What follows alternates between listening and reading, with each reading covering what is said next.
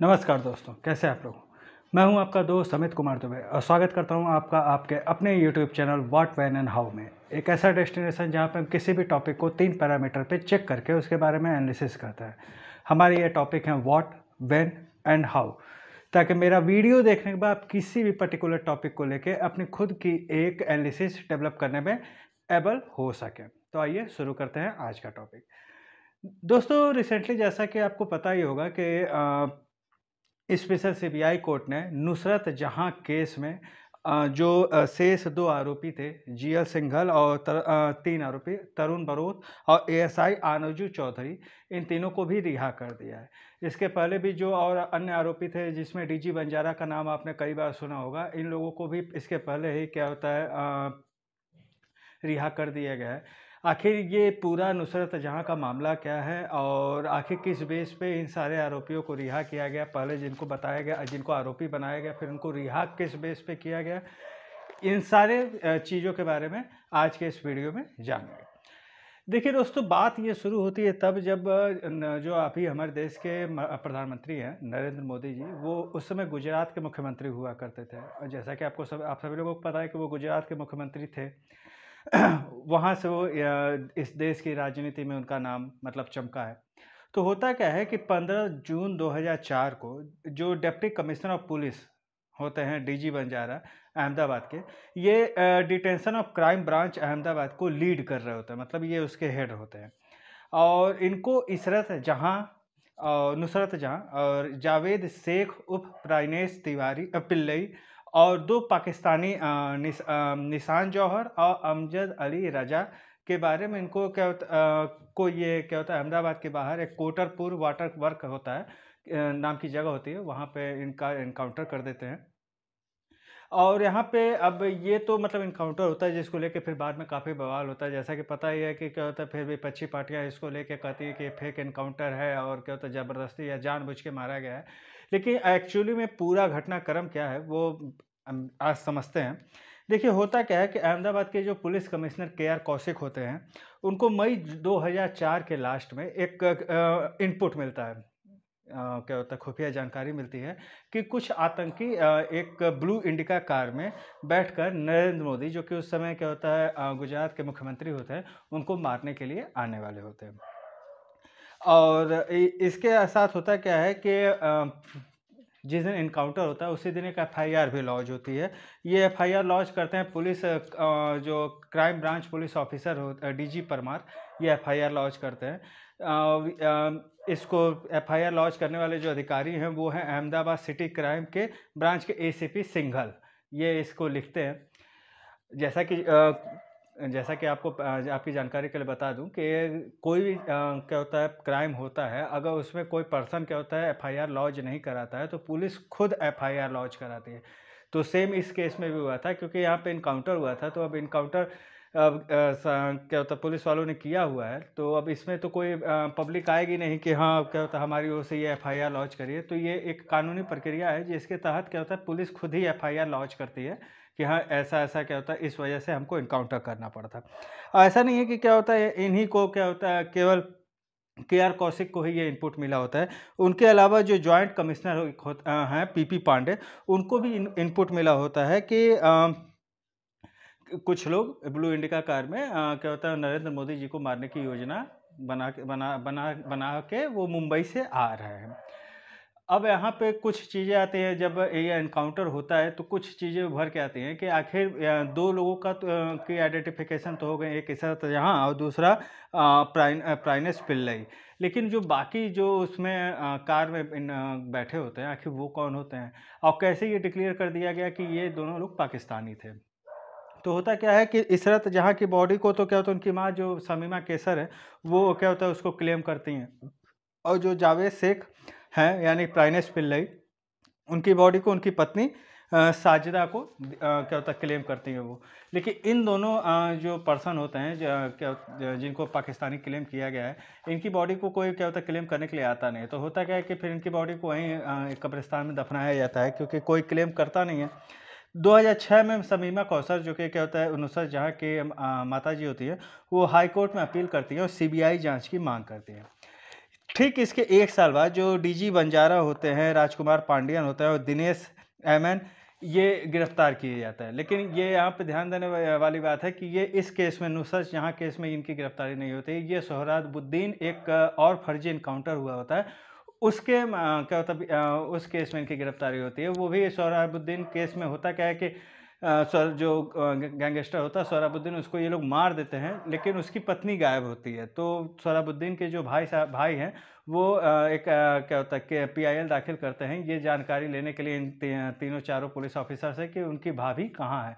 तो जिस केस में इनकी क्या होता है संलिप्तता पाई जाती है और इसकी वजह से इनको गिरफ्तार किया जाता है। तो अब धीरे-धीरे, लेकिन अब प्रॉब्लम यहाँ पे ये थी कि कोई ये नहीं बोल रहा था कि नहीं ये केस फर्जी है या क्या होता है फर्जी किया गया है। लेकिन इस पे धीरे-धीरे सवाल उठना शुरू होते हैं। भाई अब यही लोग थे भी क्या होता है नुसरत जहाँ केस में और सोहराबुद्दीन केस में भी इन लोगों की गिरफ्तारी हुई है। तो 2009 में क्या होता है इशरत जहाँ केस के बारे में फिर से क्या होता है सुगबुगाहट होती है, जब एक वहाँ के मेट्रोपॉलिटन मजिस्ट्रेट होते हैं एसपी तमांग, वो भी क्या होता है जांच अपनी स्तर से करते हैं और उनको भी इस इनकाउंटर के फर्जी होने के सबूत मिलते हैं। 2009 में हाई कोर्ट जो वो एसआईटी का गठन करती है और ये एसआईटी का जो गठन भी होता है ये भी बड़ा इंटरेस्टिंग है। इस एसआईटी के गठन में एक चेयरमैन रहते हैं और 2 मेंबर इसके होते हैं। जो चेयरमैन होते हैं वो उत्तरांचल कैडर के करनाल सिंह होते हैं और गुजरात कैडर के मोहन झा और सतीश वर्मा इसके सदस्य होते हैं। लेकिन एक नाटकीय घटनाक्रम में करनाल सिंह मतलब हट जाते हैं, वो खुद ही अपना नाम हटा लेते हैं। फिर उसके बाद महाराष्ट्र कैडर के सत्यपाल सिंह को मतलब इसमें लाया जाता है, वो भी कि अपना कुछ पर्सनल रीजन देके इस एसआईटी से हट जाते हैं। फिर आंध्र प्रदेश कैडर के जेवी रमाडू को ले आया जाता है एज ए चेयरमैन, लेकिन वो भी इस केस से हट जाते हैं। लास्ट में चल के बिहार कैडर के एक ऑफिसर आते हैं रंजन वर्मा और वो मतलब इस एसआईटी के चेयरमैन बनाए जाते हैं और फिर वो अपनी रिपोर्ट तैयार करते हैं। अपनी रिपोर्ट तैयार करके वो क्या होता है हाई कोर्ट में दे देते हैं। इसके बाद क्या होता है कि सीबीआई एक एफआईआर लॉन्च करती है 21 पुलिस ऑफिसर्स के खिलाफ, जिसमें कौशिक भी होते हैं, जो के आर कौशिक होते हैं, जिनको इनपुट मिला होता है वो भी होते हैं। 2013 में सीबीआई जो है वो पांडे, बंजारा, अमीन, सिंघल, बरौत, परमार और चौधरी इन सभी लोगों को आरोपित बनाती है। 2018 में पीपी पांडे का नाम केस से हट जाता है। क्यों हट जाता है वो भी अभी बताऊंगा। 2019 में बंजारा, एनके अमीन इनका भी नाम हट जाता है और जो परमार होते हैं वो उनकी हियरिंग के दौरान मृत्यु हो जाती है, किसी मतलब और किसी यह नहीं कि वो कोई मार देता है, किसी रीजन से मतलब क्या होता है तबीयत खराब होने की वजह से उनकी मृत्यु हो जाती है और अब फाइनली ये इन तीनों को रिहा कर दिया गया। तो रिहा आखिर किस बात पे किया गया, किस बिना पे किया गया? तो देखिए दोस्तों, एक क्या होता है हमारे कॉन्स्टिट्यूशन में एक प्रावधान भी हुआ है, क्या होता है ये अधिकार मिला हुआ है राज्यों को कि अगर कोई क्या होता है सरकारी कर्मचारी के ऊपर किसी तरीके का कोई संगीन आरोप लगता है और सीबीआई जैसी संस्था केवल केस चला सकती है। वो गिरफ्तार तभी कर पाएगी जब कोर्ट या राज्य इस बात की इजाज़त देगा। अब यहाँ पे जो कोर्ट का कहना है वो ये है कि और राज्य ने जो अपील जो दलील दी है कोर्ट में, तो राज्यों का ये दलील है कि देखिए ये जो भी थे ये जितने भी पुलिस अधिकारी थे, ये इनकी कार्य की प्रवृत्ति ही ऐसी है कि इनको क्या होता है सिक्योरिटियल इन्फॉर्मेशन पे ही चलना होता है। भाई इनको अगर गोपनीय जानकारी कुछ मिलती है तो उस आधार पे इनको आगे स्टेप उठाने पड़ते हैं।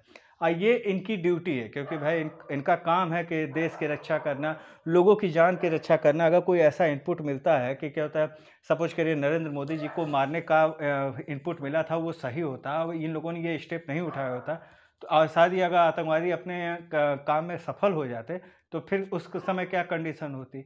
तो ये नहीं तो कोर्ट ने ये कहा कि क्या होता ये कहीं से नहीं पता चल रहा है कि ये सब लोग आतंकवादी थे, लेकिन ये भी नहीं पता चल रहा है कि ये लोग आतंकवादी नहीं थे।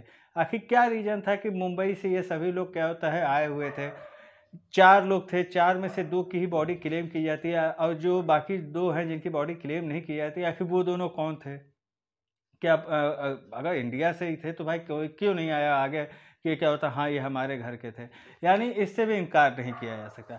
राज्यों की जो दलील थी वो ये थी कि under the code of criminal procedure section 197 के हिसाब से कि अगर किसी सरकारी कर्मचारी को उसके ड्यूटी या कर्तव्य को लेकर कोई केस बनता है, तो सरकार उस केस को रद्द कर सकती है या उन अधिकारियों की सुपुर्दगी देने से मना कर सकती है। अब यहाँ पे ये बात उठ के आती है कि सुपुर्दगी देने से मना कर सकती है आखिर किसको? तो वही सीबीआई, क्योंकि सीबीआई ही क्या होता है, हियरिंग को चला रही थी और सीबीआई ही फिर गिरफ्तार भी करती। अब यहाँ पे जो अगला स्टेप ये है कि इस आदेश के खिलाफ, इन लोगों की रिहाई के खिलाफ सीबीआई सुप्रीम कोर्ट में जा सकती है। बट प्रॉब्लम यहाँ पे ये है कि जो पीछे के तीनों लोग क्या होता है रिहा हुए थे, डीजी बंजारा, इनके अमीन, ये लोग जो रिहा हुए हैं, इनकी रिहाई के खिलाफ तो भी सीबीआई क्या होता है अपर कोर्ट में उसने क्या होता है कोई अपील दाखिल नहीं की है। तो ये भी माना जा रहा है कि इन लोगों की रिहाई के भी खिलाफ सीबीआई अपर कोर्ट में कोई केस दाखिल नहीं करेगी। खैर, ये जो भी है, इसमें ये ये बात तो तय हो गई कि ये जो एनकाउंटर हुआ था ये फर्जी एनकाउंटर नहीं था। लेकिन जैसे-जैसे ये सारे घटनाक्रम चेंज हुए हैं, तो कहीं न कहीं इसकी संलिप्तता और इसकी सच्चाई पे सवाल उठना स्वाभाविक था, जिसको हाई कोर्ट ने क्या होता है क्लियर कर दिया कि नहीं, ये एनकाउंटर फर्जी नहीं था। क्योंकि इसके पीछे जो एक सबसे बड़ा रीज़न ये दिया गया कि इन जितने भी लोग मारे गए हैं, इनको आतंकवादी माना जा रहा था। और जो 2 लोग थे, जो नुसरत जहाँ और वो पिल्लई, इन लोगों के परिवार वालों का कहना है कि आतंकवादी नहीं थे। तो लेकिन इस बात का कहीं से कोई सबूत अवेलेबल नहीं करवा पाया कि हाँ, वास्तव में ये लोग आतंकवादी नहीं थे, किसी भी तरह की आतंकी गतिविधि में संलिप्त नहीं थे। तो अब यही सारी चीज़ें थी और मुझे लगता है कि इस केस से जुड़ी जो भी इन्फॉर्मेशन जाननी चाहिए आप लोगों को, वो मैंने लगभग आपको बता दी है। अगर इसके अलावा और भी कोई इन्फॉर्मेशन अगर आपको चाहिए इस केस के बारे में, तो कमेंट बॉक्स में कमेंट करके ज़रूर बताइएगा। मैं उस क्वेरी को पूरा करने की कोशिश करूँगा। इसी के साथ आज की वीडियो में बस इतना ही। कैसा लगा आपको ये वीडियो? कमेंट बॉक्स में कमेंट करके ज़रूर बताइएगा। और हाँ, जाने से पहले अगर अभी तक आपने मेरे चैनल को सब्सक्राइब नहीं किया है, तो प्लीज़ मेरे चैनल को सब्सक्राइब ज़रूर कर लें, साथ में बेल आइकॉन ज़रूर प्रेस कर दें, ताकि मेरे बनाए हुए वीडियो की नोटिफिकेशन मिले सबसे पहले आपको। तब तक के लिए गुड बाय।